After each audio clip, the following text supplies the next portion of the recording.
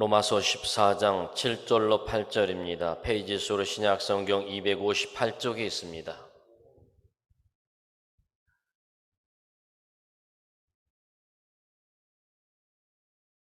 (258쪽) 로마서 14장 7절과 8절입니다. 찾으셨으면 아멘합니다. 찾으신 줄 알고 길지 않기 때문에 7절과 8절을 우리가 함께 큰 소리로 읽어보도록 하겠습니다. 시작. 우리 중에 누구든지 자기를 위하여 사는 자가 없고 자기를 위하여 죽는 자도 없도다. 우리가 살아도 주를 위하여 살고 죽어도 주를 위하여 죽나니 그러므로 사나 죽으나 우리가 주의 것이로다. 아멘. 할렐루야. 오늘도 이 밤에 믿음으로 나와 예배하는 여러분 모두에게 하나님이 들려주신 하나님의 음성이 이 밤에 들려지기를 주의 이름으로 축원합니다. 우리가 살아가면서 때로는 내 인생은 뭔가, 내 삶이 참 보잘것없다 라고 느낄 때가 있습니다.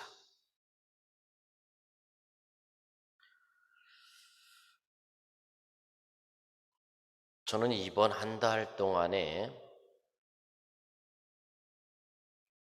저하고 어려서 같이 자랐던 한 마을에서 자랐던 같은 동갑내기 종마고후가 먼저 하나님의 나라에 갔습니다.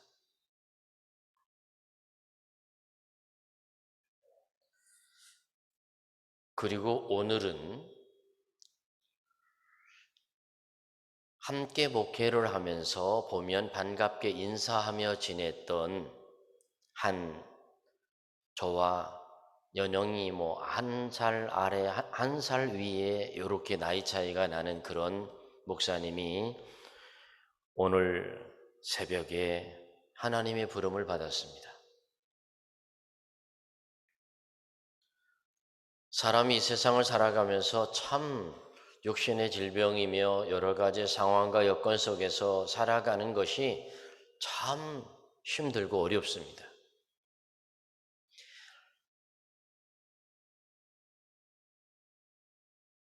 이 앞에 서 있는 목회자인 저도 성도들 앞에서 힘들다 하면 성도들이 어떻게 받아들일까 싶어서 항상 힘들지 않다, 나는 괜찮다, 늘 그렇게 말을 합니다. 그렇지만 저 역시도 하나님 앞에서 사람 앞에서 이 속에서 알게 모르게 겪는 갈등과 스트레스와 아픔과 괴로움들이 있습니다. 여러분들이 뜻없이 던지는 말 한마디 한마디가 그저 제 성격이 무난해서 누가 뭐라고 하든지 듣든지 말든지 상관 안 하면 괜찮은데, 저는 성격이 굉장히 예민한 편이에요.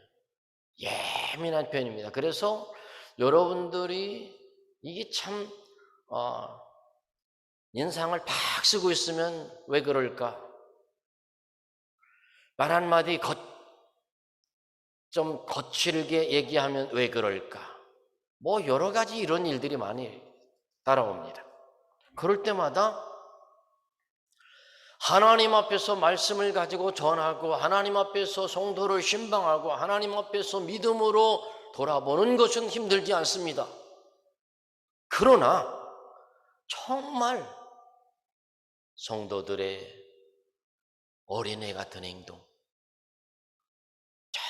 정말 어린애 같은 행동, 마치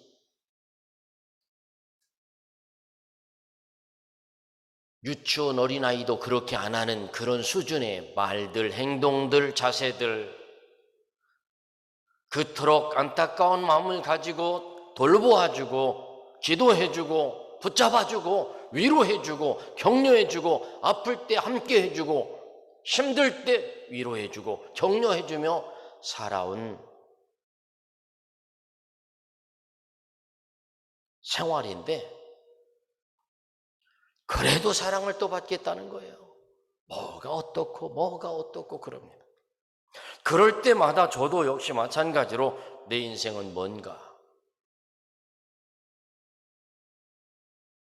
제가 우리 성도들에게 제가 가장 좋아하는 TV 프로그램이 있다고 그랬습니다. 제가 가장 좋아하는 TV 프로그램은 자연인입니다. 우리 성도들이 왜 저 목회자가 자연인을 그렇게 좋아할까? 여러분 깊이 새겨서 보시고 새겨서 들으시고 마음으로 받아들이시길 바랍니다. 이유가 있어요.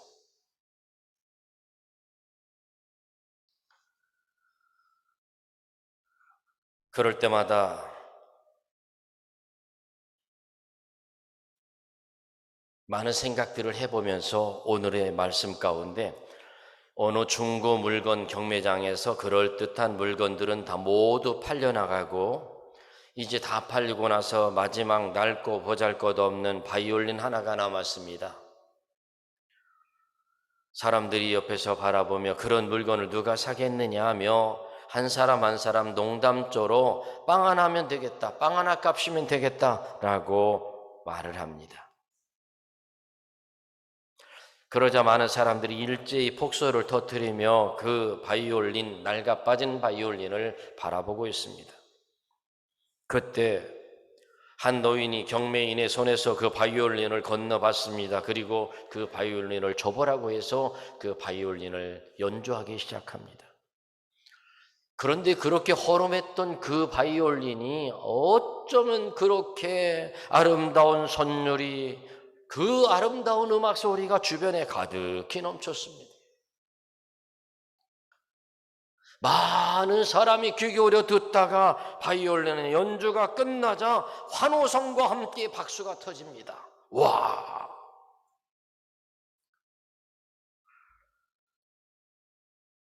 그 노인의 바이올린 연주를 통하여 그 바이올린은 엄청난 가격의 낙찰을 보았습니다. 낡은 바이올린이 경매인의 손에 들려 있을 때에는 가치 없는 물건으로 여겨졌지만 훌륭한 바이올린 연주자가 그것을 음악을 연주했을 때 놀라운 값어치가 되었다는 겁니다. 여러분, 누구의 손에 있느냐에 따라, 누구의 손에 붙잡혀 있느냐에 따라 가치가 달라지고 결과가 달라집니다. 지금 내 삶이 보잘것없다고 생각되시던가요?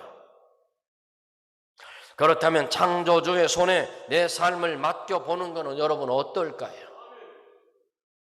우리를 가장 잘 아시고 가장 잘 조율하시고 가장 잘 연주하실 수 있는 그분께 우리의 인생을 한번 맡겨보시길 바랍니다. 시편 100편 3절의 말씀에 여호와가 우리 하나님이신 줄 너희는 알지어다. 그는 우리를 지으시니요 우리는 그의 것이니 그의 백성이요 그의 기르시는 양이로다.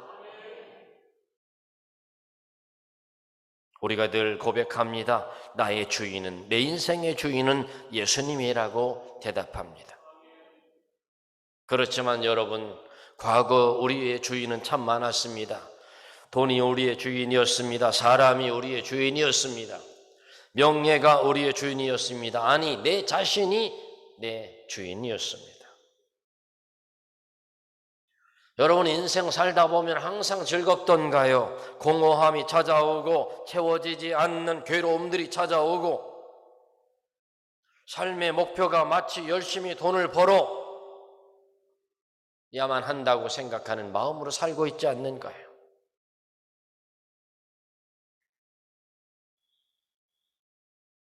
사람에게 기대하고 실망하는 것은 반복의 연속이었습니다. 여러분, 세상을 살면서 사람은 절대 믿어서는 안 됩니다. 사람은 믿으려고 노력해주는 것뿐이지 믿을 수는 없습니다. 제가 목회를 하면서 살아오면서 많은 사람과 더불어 살아오면서 잘해준 사람일수록 배신합니다. 목회자로서도 후배들을 정말 내가 내 가족처럼 챙겨주고 도와주고 인도한 사람들이 항상 배반합니다. 그 이유는 그것입니다. 나 당신의 도움 받지 않았어. 내가 이렇게 잘해서 여기까지 왔어. 이렇게 생각한다는 겁니다. 살만하다는 얘기입니다. 여러분, 우리 모두가 다요, 비가 오고 천둥만 쳐도 무섭잖아요.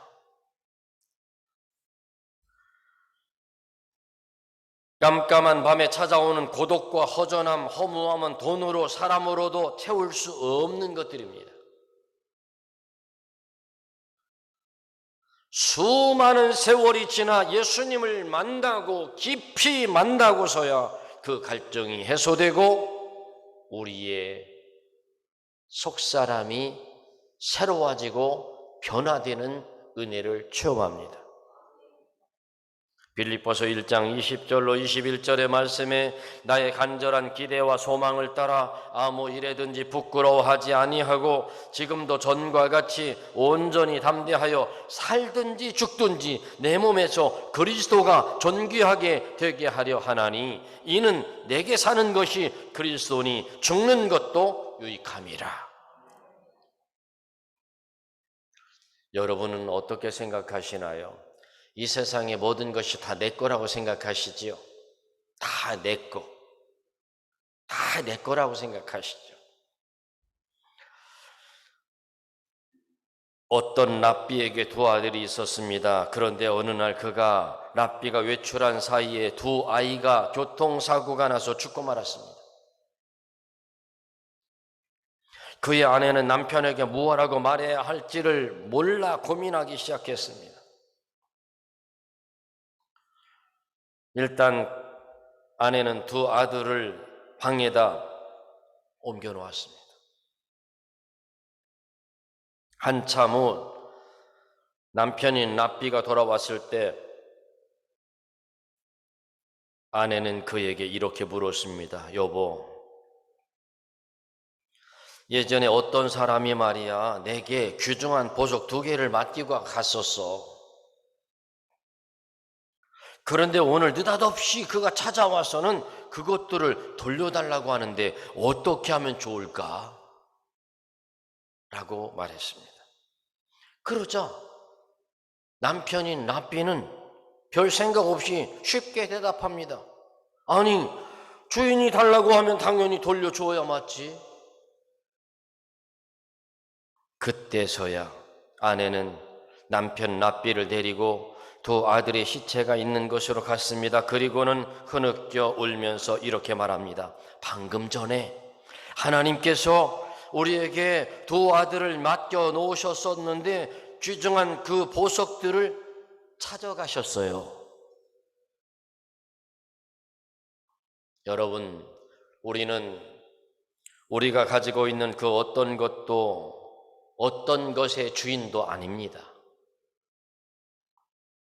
우리는 잠시 맡아서 관리하는 청지기들입니다. 우리의 자녀들도, 우리의 재물도, 우리의 직분도, 우리가 가진 모든 것의 주인은 하나님이십니다. 그러므로 그것의 주인이신 하나님께서 나에게 맡겨주신 것에 만족하고 감사하며 살아가야 되는 겁니다. 내가 주인이 되려고 할 때 하나님은 그것을 오히려 허락치 아니하시고 가져가실 수 있다는 겁니다.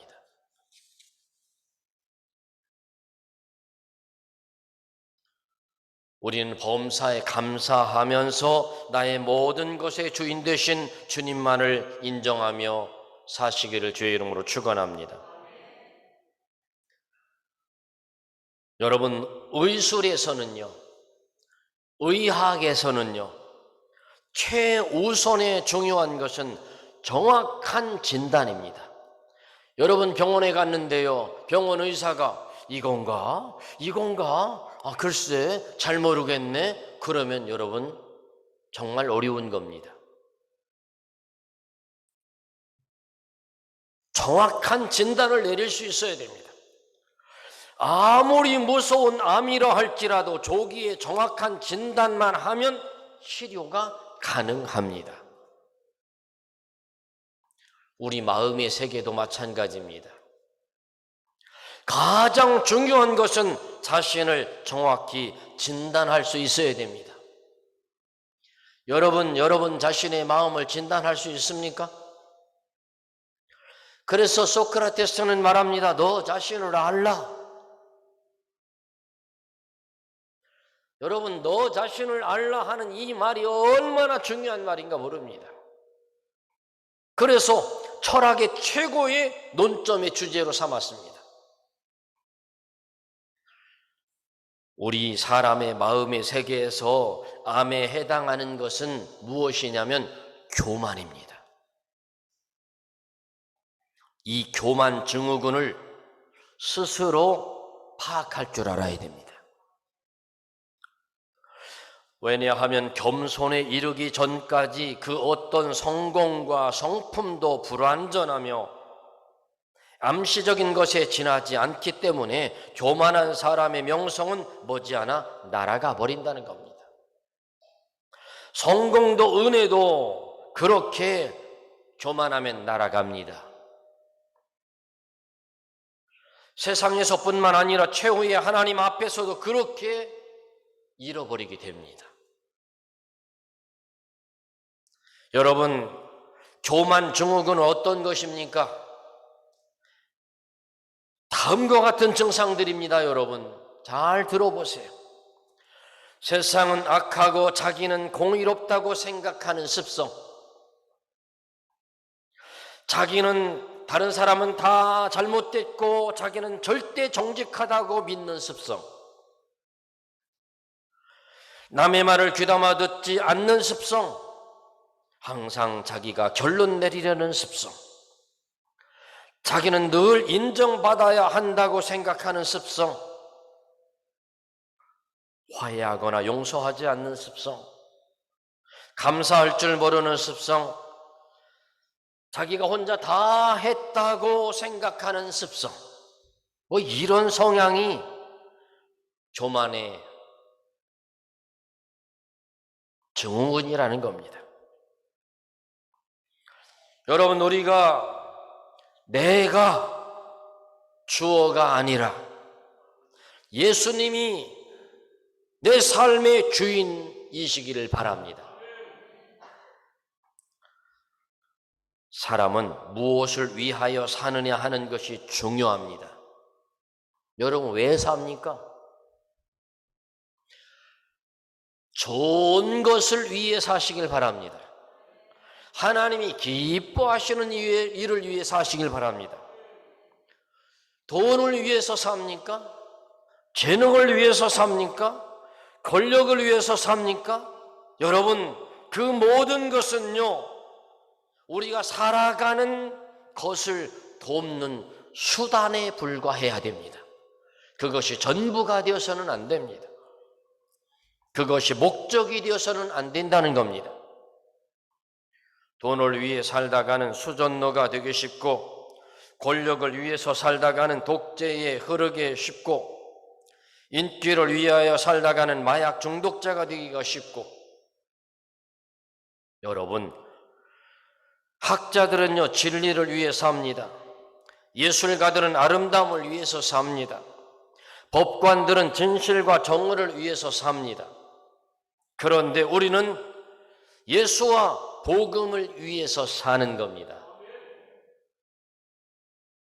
마가복음 8장 35절의 말씀에 누구든지 자기 목숨을 구원하고자 하면 잃을 것이요, 누구든지 나와 복음을 위하여 자기 목숨을 잃으면 구원하리라. 여러분, 얼마 전에 제가 노인과 바다라고 하는 소설을 한번 설명한 적이 있죠.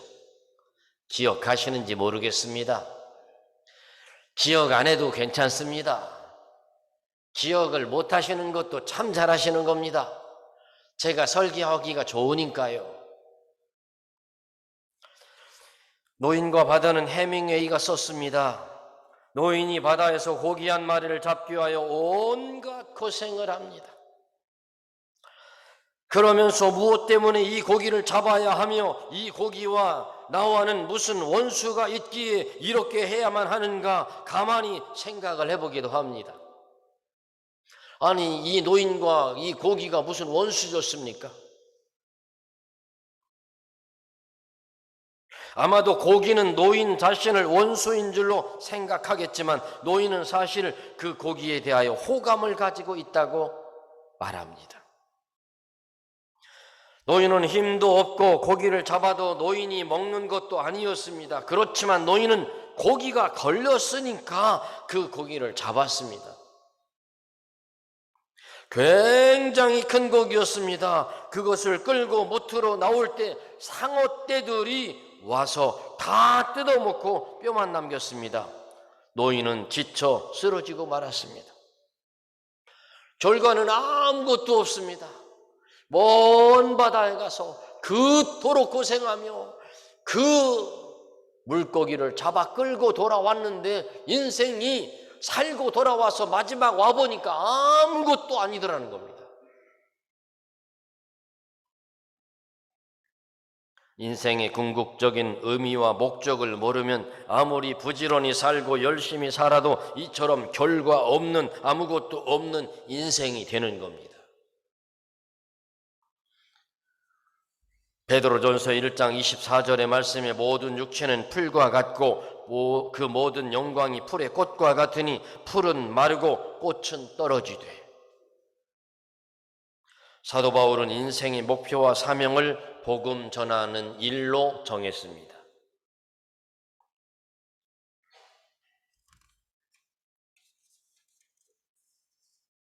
빌립보서 3장 12절에 14절의 말씀에 내가 이미 얻었다 함도 아니요 온전히 이루었다 함도 아니라 오직 내가 그리스도 예수께 잡힌 바 된 그것을 잡으려고 달력하노라. 형제들아, 나는 아직 내가 잡은 줄로 여기지 아니하고 오직 한 일, 즉 뒤에 있는 것은 잊어버리고 앞에 있는 것을 잡으려고 표대를 향하여 그리스도 예수 안에서 하나님이 위에서 부르신 부름의 상을 위하여 달려가노라. 여러분,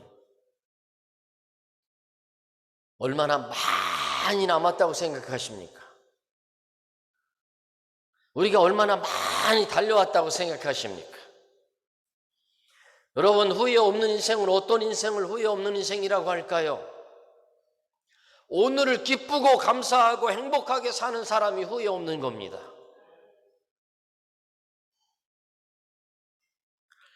이런 일도 많이 하고 저런 일도 많이 하고 이렇게 저렇게 많이 살아왔는데 살아온 결과를 보니까 참 고단한 인생을 살아왔습니다. 야곱처럼.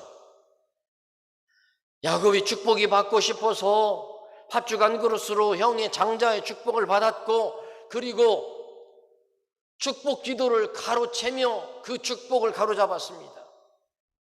그런데 야곱이 죽을 때가 다 되어 보니 참 인생 별거 아니었습니다. 내가 뭐하러 이렇게 살아왔을까? 내가 뭐하러 이렇게 욕심부리며 살았을까? 뭐하러 그렇게 미워하며 살았을까?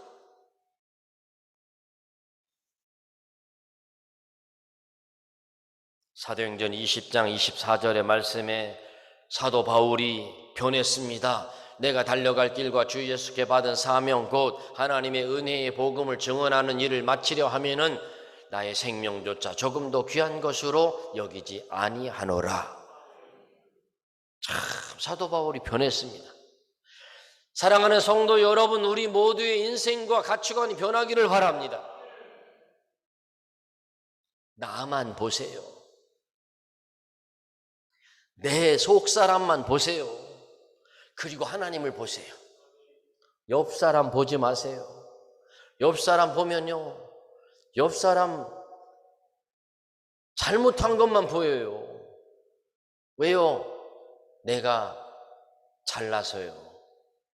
여러분, 우리 그렇게 살지 말자고요.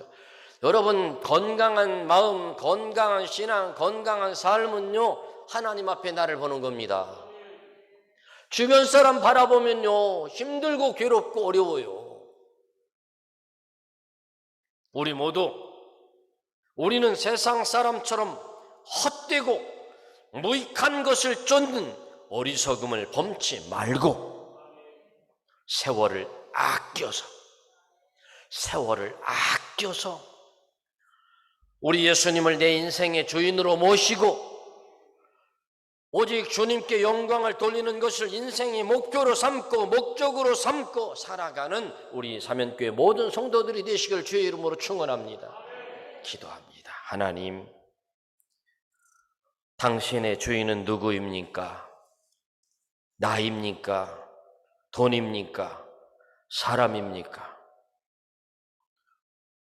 솔로몬이 인생을 살아온 후에 결국 많은 것을 가져 누려봤지만 그러나 헛되고 헛되며 헛되고 헛되도다라고 고백합니다. 우리의 인생의 주인은 참으로 예수 그리스도이신 것을 믿습니다. 혹이라도 오늘의 말씀을 듣고서도 내 인생을 하나님께 내맡기지 못하고 내가 열심히 살면 되는 줄 알고 내가 착하게 살면 되는 줄 알고 살고 있는 사람은 안 계신지요? 하나님 아버지, 오늘 우리의 주인은 하나님 예수 그리스도임을 고백합니다. 오늘 이 시간 우리 마음속에 찾아오셔서 나의 참된 주인이 되어주시고 세상 일로 말미암아 번민하며 괴로워하며 아파하는 그 마음속을 주님의 위로의 손으로 어루만져 평강을 주시옵소서. 예수님의 이름으로 기도하옵나이다. 아멘.